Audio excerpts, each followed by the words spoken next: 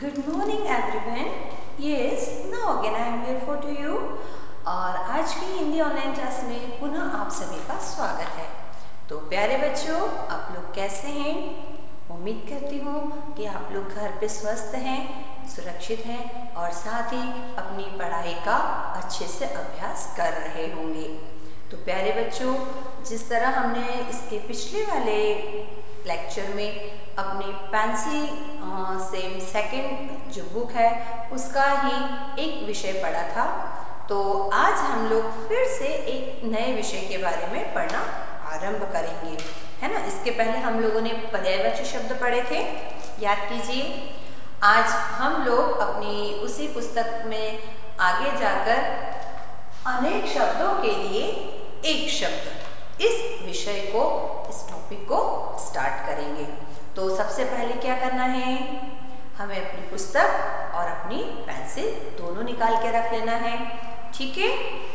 चूँकि हमारे पाठ्य पुस्तक के विषय जो पाठ है वो लगभग पूर्ण हो चुके हैं, तो आज हम लोग क्या कर रहे हैं, अपने हिंदी व्याकरण को ही और थोड़ा सा आगे बढ़ा रहे हैं।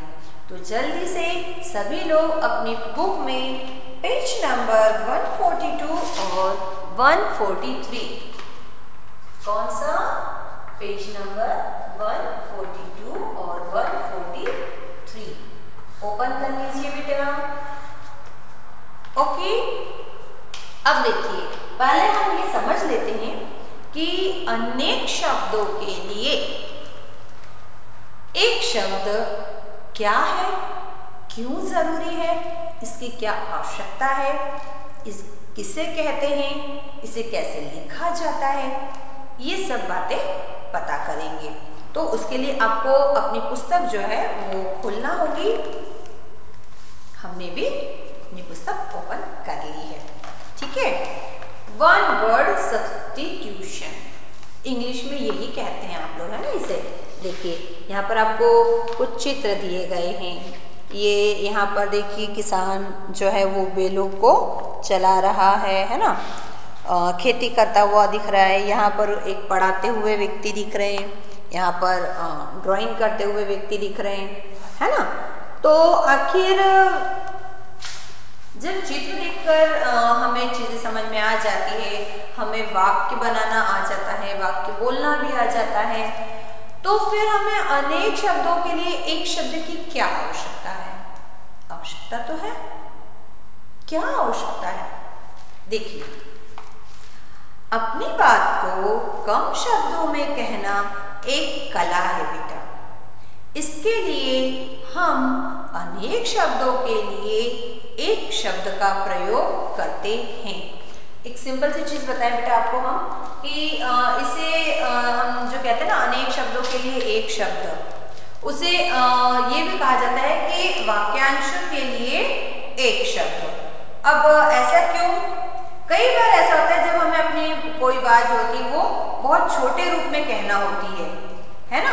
छोटे रूप में कैसे कहना होती है?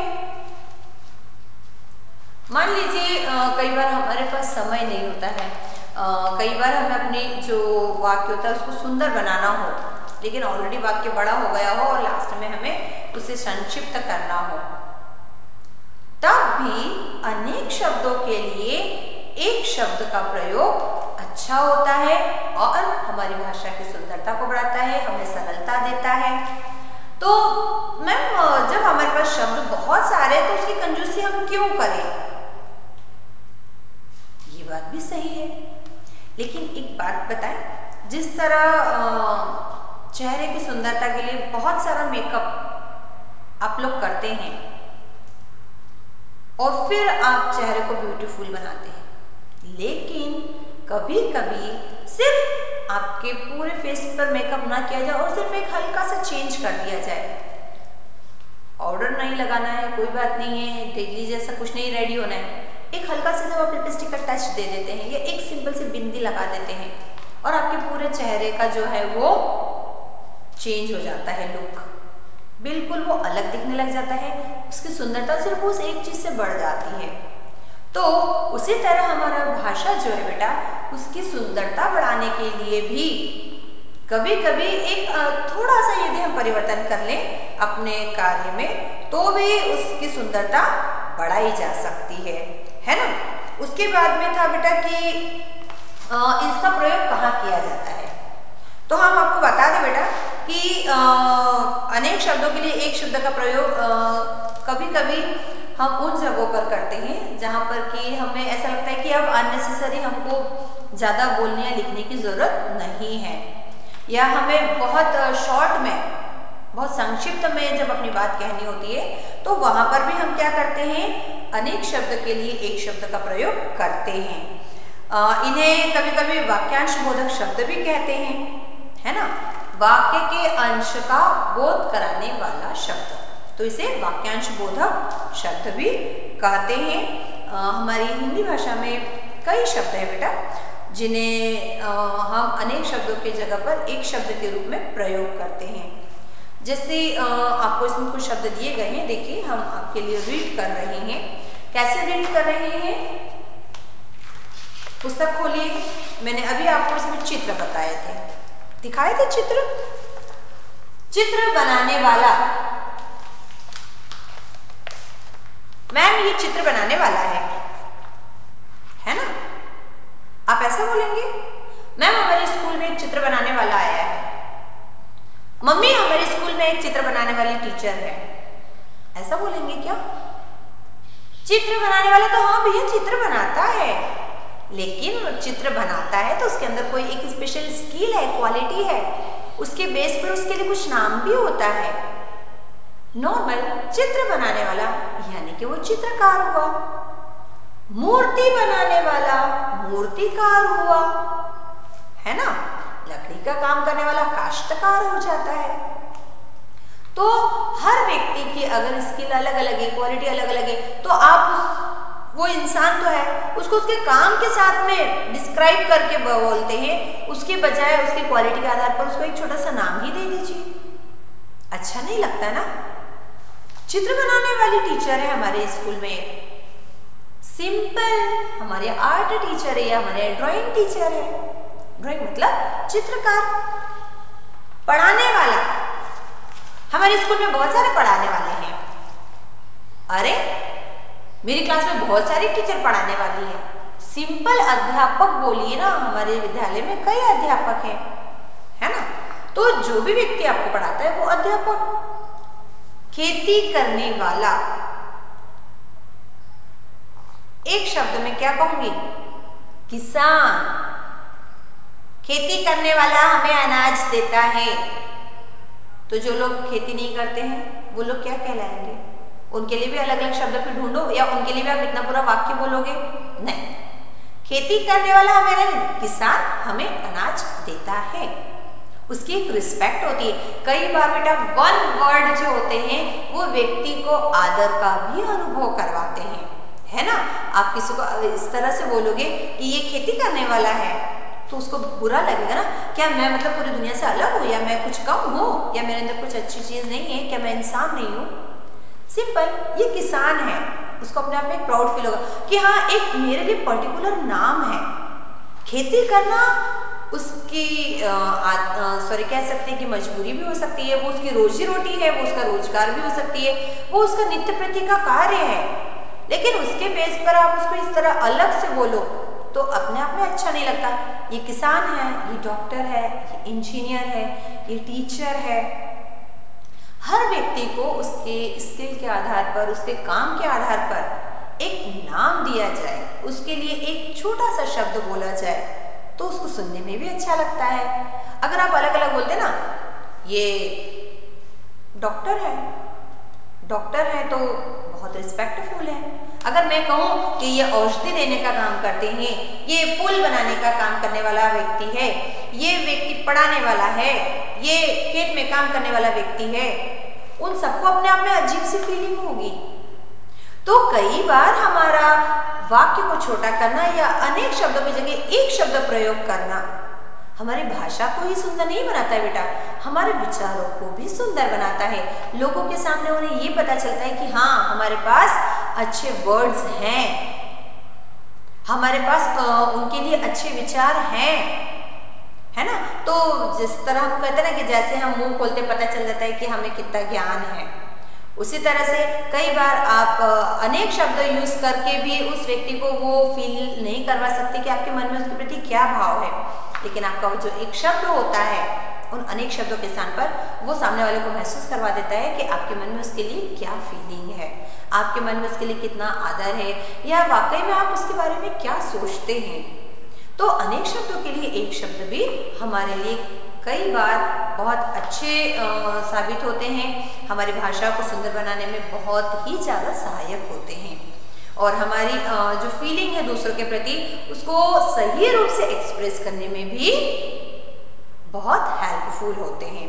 तो हमें नीचे देखिए कुछ शब्द दिए हैं जो अनेक शब्दों की जगह पर यूज होते हैं। जिसका अंत नहीं होता उसे अनंत कहते हैं, जो ईश्वर में विश्वास रखता है उसे आस्तिक कहते हैं, जिसका आचरण अच्छा होता है सिंपल व सदाचारी होता है, जो बहुत कठिनाई से मिलता है उसे दुर्लभ कहते हैं। और यदि मैं कहूं कि जो दिखाई नहीं देता उस इंसान को आप क्या कहोगे, उसके लिए कोई एक छोटा सा शब्द में नाम बताओ। जो दिखाई नहीं देता वो दिखाई नहीं देता है मैम, क्या ये जवाब होगा आपका? जो दिखाई नहीं देता मैम वो अदृश्य है। दिखाई नहीं दे रहा है ना, तो वह व्यक्ति तो है लेकिन वो कैसा है? अदृश्य व्यक्ति है। याद आया मिस्टर इंडिया का? वो दिखाई नहीं देता था पर इंसान तो था ना, तो हम क्या कहेंगे? जो दिखाई नहीं देता है वो दिखाई नहीं देता है, वो इंसान ही नहीं है क्या? जो दिखाई नहीं दे रहा है लेकिन है। याद है उस फिल्म में वो लड़ाई भी कुछ इसी बात की होती है, जो दिखाई नहीं देता वो कैसे दिखाई देगा? है तो सही वो व्यक्ति, दिखाई नहीं देता, इसलिए उसके लिए एक शब्द हमने यूज किया अदृश्य, इनविजिबल। ओके। इसी तरह जो हमेशा सदा सच बोलता है वो होता है सत्यवादी, जिसके माता पिता नहीं होते हैं, मम्मी भी नहीं और पापा भी नहीं। उस व्यक्ति को यदि हम कहें कि मैम इसके मम्मी पापा नहीं हैं, वो एक पूरा सेंटेंस उसको तुरंत उसके मम्मी पापा की याद दिला देता है और ये एहसास कराता है कि उसके पास वो नहीं है। कितना बुरा लगता है। अगर हम सिंपली छोटे से शब्द में कह दें मैम ये अनाथ है ना, तो उसको थोड़ा कम बुरा लगेगा। अनाथ मतलब जिसका कोई नाथ नहीं होता है, जिसका कोई सहारा नहीं होता है, वो हो जाता है। तो उसको कम से कम वो शब्द जब वो अपने माता पिता का सुनेगा ही नहीं तो कम बुरा लगता है। लेकिन अगर हम सीधे कह दें कि है ही नहीं, तो वो एक्सेप्ट तो करेगा कि हाँ ये बात सही है, लेकिन फिर भी उसको वो एहसास तो हो जाता है ना। एक बार वर्ष में होने वाला वो होता है वार्षिक। महीने में अगर कोई चीज एक बार होती है तो वो होती है मासिक, मंथली टेस्ट, एनुअल एग्जाम। याद आया? एनुअल मतलब साल में एक बार होती है, वर्ष में एक बार वार्षिक, माह में एक बार मासिक, सप्ताह में अगर एक बार हो तो साप्ताहिक, या नॉर्मली इंग्लिश में आप उसे कहते हैं वीकली, है ना। साथ में जो पढ़ता है उसे आप क्या बोलते हैं? याद कीजिए। क्लासमेट, सहपाठी, साथ में पढ़ने वाला। कविता जो लिखता है उसे क्या कहेंगे? मैम ये कविता लिखने वाला है, मैम ये निबंध लिखने वाला है, मैम ये पुस्तक लिखने वाला है। नहीं, कविता लिखने वाला कवि होता है ना। उसी तरह से गांव में रहने वाला क्या होता है? ग्रामीण होता है। कपड़े धोने वाले को आप धोबी कह देते हैं, है ना। जो अभिनय करता है, एक्टिंग करने वाले को आप क्या कहेंगे? एक ही शब्द में, एक्टर, यानी कि अभिनेता। अगर मेल है, अगर वो फीमेल है तो अभिनेत्री कहते हैं उसे। उसी तरह से सेना में जो काम करता है बेटा उसे सैनिक कहते हैं, है ना।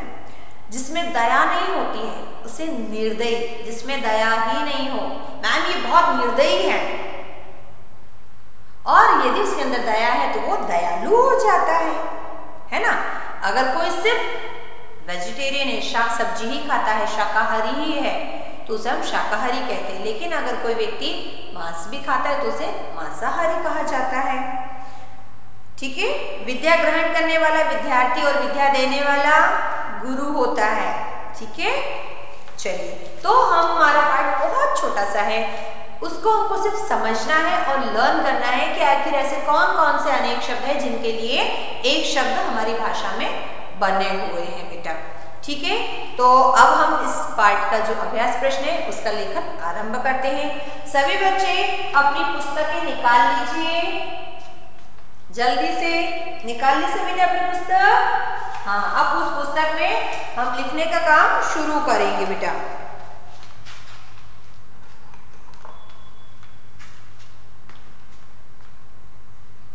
तो पेज नंबर 142 ओपन कर लीजिए। सबसे पहले हमें सही विकल्प दिए गए हैं। ठीक है, सही विकल्प के लिए ये एक्सरसाइज नंबर 1 सभी को दिखाई दे रही है। लालच करने वाला उसे क्या कहते हैं? आलसी। लालच करने वाला आलसी कैसे हो सकता है? वो तो आलस कर रहा है। कंजूस, लालच करने वाला कंजूस कैसे होगा? उसके पास पैसा है, उसको धीरे धीरे थोड़ी ना खर्च कर रहा है। वो तो लालची है, वो तो उसको खर्च करेगा ही नहीं। वो क्या होता है? लालची। और लालची वाला विकल्प हमें कहाँ दिया है? ब नंबर पर बेटा। उसे सही का निशान लगा लीजिए। उसके पश्चात है द्वितीय वाला, देखिए बेटा, जिस स्त्री का पति मर गया हो वो क्या हो जाती है? विधवा, सधवा या विधुर? सधवा मतलब जिसका पति होता है, विधुर मतलब जिसकी पत्नी मर जाती है। तो जिस स्त्री का पति मर जाता है उसे विधवा कहते हैं। और नंबर पर निशान लगा लीजिए। सोने के आभूषण बनाने वाले को क्या कहते हैं? कुम्हार। कुम्हार तो मिट्टी के बर्तन बनाता है। धोबी, धोबी तो कपड़े धोता है मैम हमारे। तो सोने के आभूषण कौन बनाता है? सुनार। सब के ऊपर निशान लगा लीजिए।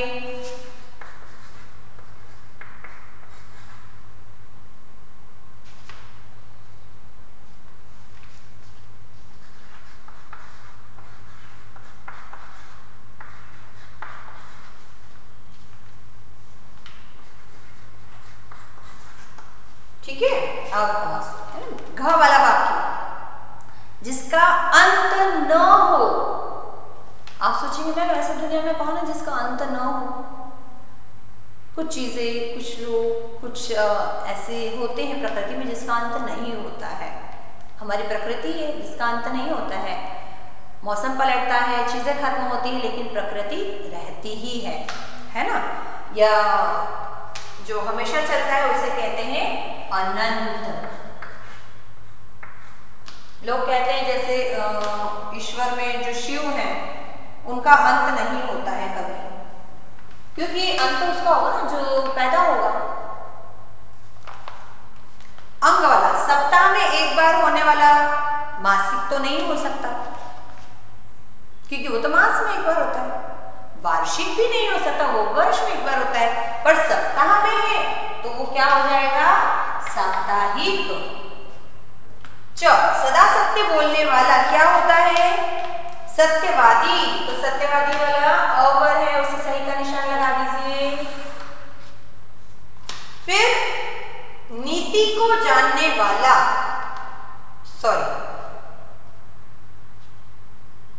अद्वितीय नहीं हो सकता, जो सबसे अलग होता है उसे अद्वितीय कहते हैं। आस्तिक नहीं कह सकते, जो ईश्वर में विश्वास करता है उसे आस्तिक कहते हैं। तो नीति को जानने वाला क्या होता है? नीतिज्ञ होता है बेटा। स वाले विकल्प पर सही का निशान लगा दीजिए। शाक सब्जी खाने वाला शाकाहारी होता है। कपड़े धोने वाला धोबी होता है। स वाले विकल्प पर निशान लगाइए।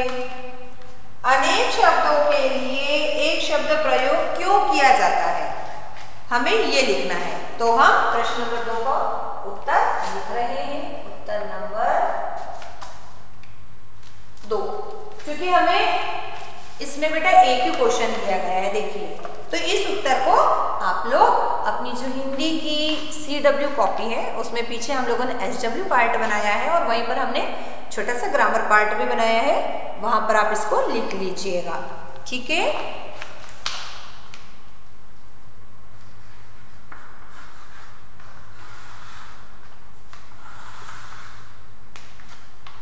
अनेक शब्दों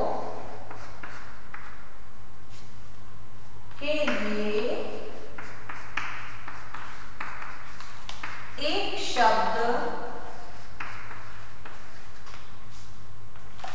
क्यों प्रयोग किया जाता है? तो साधारण सी बात है, अनेक शब्दों के लिए एक शब्द भाषा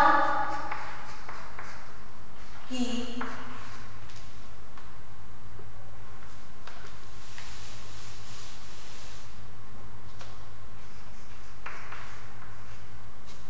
क्या करते हैं? सुंदरता या भाषा को सुंदर बनाने के लिए, है ना, भाषा को सुंदर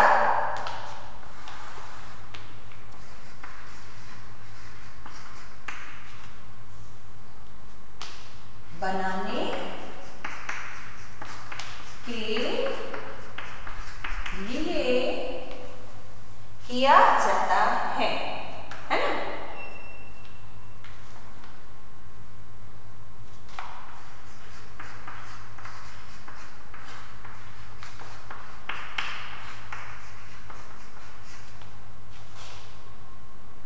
इससे भाषा सुंदर बनती है बेटा, साथ ही साथ वो संक्षिप्त भी हो जाती है, प्रभावशील भी हो जाती है और सरल भी हो जाती है।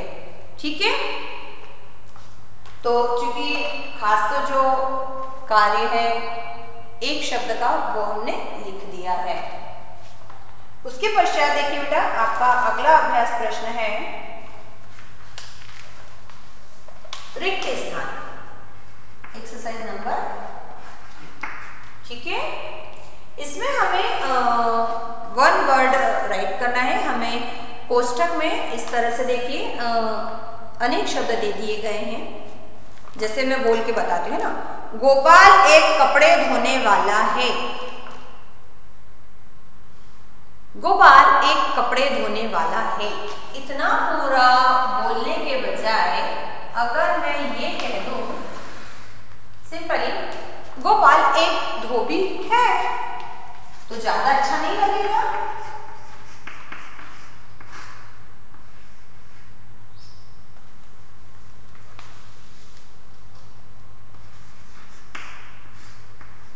ठीक है, ख नंबर पर देखिए, लखन एक खेती करने वाला है।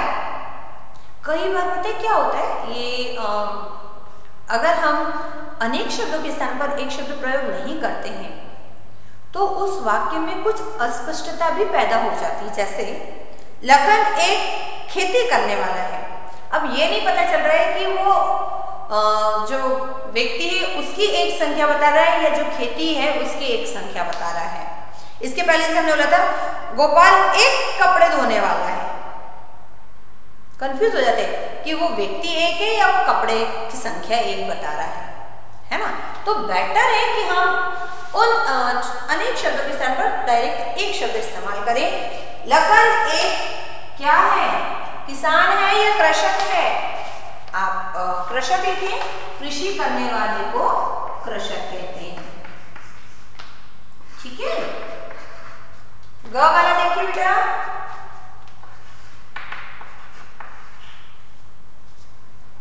राजन मेरे साथ पढ़ता है अतः वह मेरा साथ पढ़ने वाला है क्या? नहीं, वह मेरा सहपाठी है। ठीक है, कैटरीना कैफ, ओहो सबको पसंद है कैटरीना कैफ, नाम सुनते से याद आ गई। कैटरीना कैफ एक अच्छी अभिनय करने वाली है। ऐसे तो बहुत सारी है, तो मैं उनके लिए संक्षिप्त में एक शब्द क्या लिखूंगी? अभिनेत्री। अभिनय करने वाली अगर महिला है तो उसे अभिनेत्री कहा जाता है बेटा।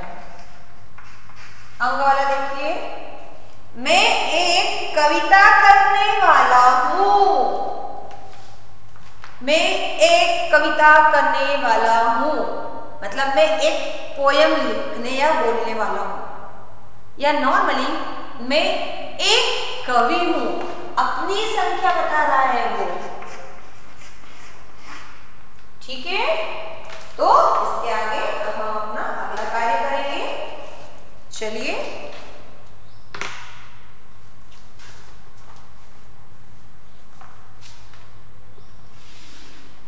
अभ्यास प्रश्न 4। अभ्यास प्रश्न 4 में हमें कुछ अनेक शब्द दिए हैं और उनके स्थान पर हमें एक शब्द लिखना है बेटा। अभ्यास प्रश्न 4 क देखिए,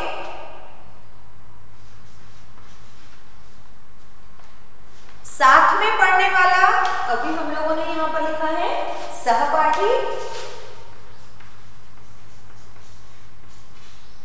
सहपाठी। ठीक है ना। उसके पश्चात गांव में रहने वाला ग्रामीण, फिर जिसमें दया नहीं होती है उसे क्या कहते हैं? निर्दयी। घ वाला प्रश्न देखिए बेटा, अभिनय करने वाला, मैंने अभी बताया था कि अगर वो महिला होती तो उसे अभिनेत्री कहते हैं, लेकिन अगर वह पुरुष है तो उसे अभिनेता कहते हैं बेटा, अभिनेता। और अंतिम वाला अनेक शब्द हमें दिया है, कविता लिखने वाला कवि होता है। आप सोच रहे होंगे कि लगभग ये एक जैसा ही हो रहा है ना। सहपाठी यहाँ भी आया, यहाँ भी अभिनेता अभिनेत्री, कवि कवि आ गया, बस ये थोड़ा सा चेंज हो गए, है ना। तो कई बार ऐसा हो जाता है। इसके पश्चात एक्सरसाइज नंबर 6 है ना। 5 को भी अभी हम करेंगे, वो हम इस तरफ करेंगे। ठीक है। सेना में काम करने वाला, जो पढ़ाता है, कौन नंबर पर देखिए, जो पढ़ाता है उसको कहते हैं अध्यापक। क्या कह देते हैं? अध्यापक। फिर सच बोलने वाला, जो हमेशा सच बोलता है। बहुत कम लोग ऐसे होते हैं बेटा जो अपनी पूरी जिंदगी सच ही बोलते हैं, है ना। सत्यवादी, सत्यवादी राजा हरिश्चंद्र का नाम आप लोगों ने सुना होगा, है ना। फिर उसके बाद में ईश्वर में विश्वास करने वाला, उसे कहते हैं आस्तिक। क्या कहते हैं? आस्तिक। जिसकी पत्नी मर गई हो उसे कहते हैं विदुर, विदुर। अंग वाला देखिए वाक्य, जो कभी न मरे।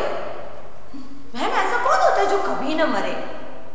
होते हैं कुछ लोग, बहुत तपस्या करके ऐसा वरदान प्राप्त कर लेते थे पहले कि मैं कभी न मरूं, लेकिन ईश्वर है ना, ईश्वर ने तो बोला हुआ है कि मरना तो सभी को पड़ेगा, तो वो क्या करते थे, अपने वरदानों में थोड़ा सा हेर फेर कर देते थे, है ना। रावण का नाम सुना आप लोगों ने? उसने भी बहुत तपस्या करके ब्रह्मा जी से ऐसा वरदान ले लिया था अमृत कि मैं कभी नहीं मरूंगा, लेकिन भगवान ने उसका भी अंत किया। तो जो ऐसा व्यक्ति था जो कभी न मरे उसे कहते हैं अमर। एक कहावत है बेटा कि इस दुनिया में कोई भी अमर नहीं है, या ऐसा कोई नहीं है जो हमेशा रहेगा, इसलिए हमें अच्छे कार्य करते रहने चाहिए। मांस खाने वाला, मांसाहारी। वैसे तो आपको साइड में ब्रैकेट में वो शब्द दिए हैं बेटा जो आपको चुनकर लिखना है, लेकिन हम क्या कर रहे हैं, अपना जो ज्ञान है उसके आधार पर ही लिख लेते हैं, हमें उस बॉक्स में से ढूंढने की जरूरत ही नहीं है ना। अब एक एक्सरसाइज हमारी बच गई थी, अभ्यास प्रश्न 5, तो उसे हम यहाँ कर लेते हैं, क्योंकि वह एक सही जोड़ी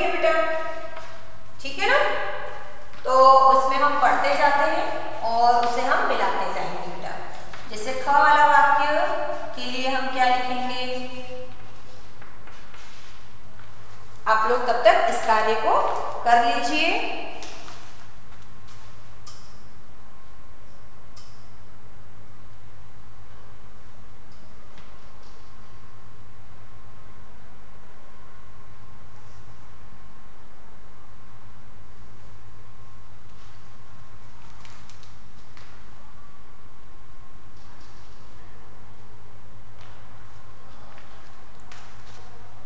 ठीक है, तो हम इसके अगले कार्य को आरंभ करते हैं।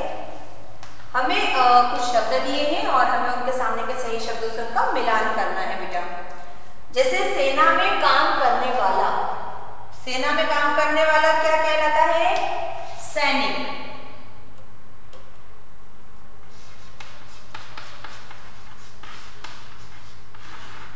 ठीक है, लालच करने वाला लालची होता है। ठीक है, नीति को जानने वाला नीतिज्ञ होता है। अभी हम लोगों ने लिखा था।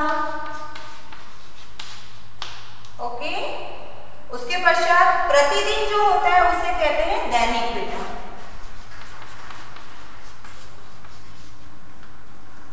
और अंतिम में जिसका अंत न हो उसे कहते हैं अनंत, है ना।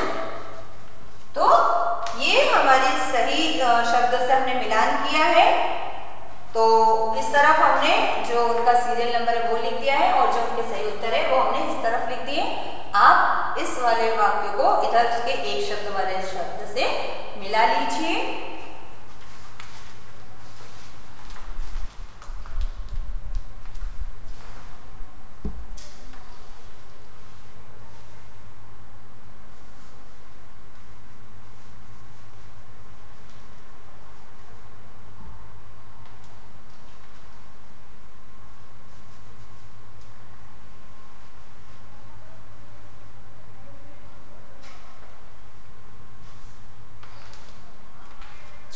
तो आज का हमारा जो अनेक शब्द के लिए एक शब्द वाला विषय पाठ है वो यहीं समाप्त होता है। उम्मीद करती हूँ आपको ये चीज़ समझ में आई होगी। पुनः दोहरा रही हूँ बेटा कि हमारे भाषा को सुंदर, वाक्यों को सरल, संक्षिप्त और इफेक्टिव, प्रभावशील बनाने के लिए हमें अनेक शब्दों के स्थान पर एक शब्द प्रयोग करना चाहिए और यही उसकी आवश्यकता भी है। तो आपकी पुस्तक में जितने भी वन वर्ड दिए गए हैं आप उनको पढ़िए और याद कीजिए। कोई सा भी शब्द कहीं पर भी पूछा जा सकता है, जरूरी नहीं कि हम लोगों ने जो अपने एक्सरसाइज में किया है वही बहुत पर्याप्त है। आपको पता है जब पेपर आता है तो पाठ के अंदर से भी कोई सी भी चीज़ पूछ ली जाती है, तो हम ये नहीं सोच सकते कि ये चीज़ नहीं आएगी। अगर आपको वो एक शब्द दिए गए हैं आपके पाठ में तो वो आपको याद करना है। तो आपके पास अभी बहुत समय है, आप अपना अभ्यास स्टार्ट कर दीजिए और उसको कंटिन्यूस कीजिए। ठीक है, तो अगली बार हम फिर मिलेंगे एक नए विषय, एक नई चीज़ के साथ, अपनी भाषा के एक नए तत्व के साथ में। तब तक आप पढ़ाई करते रहिए। आपको जो भी कार्य दिया जा रहा है, जो भी कार्य आप हमारे साथ कर रहे हैं उसे कंप्लीट रखिए, बराबर रखिए, ताकि लास्ट टाइम पे आपको एक साथ बहुत सारा वर्कलोड ना हो। ठीक है, घर पे रहें, सुरक्षित रहें, स्वस्थ रहें। इन्हीं शुभकामनाओं के साथ बाय बाय।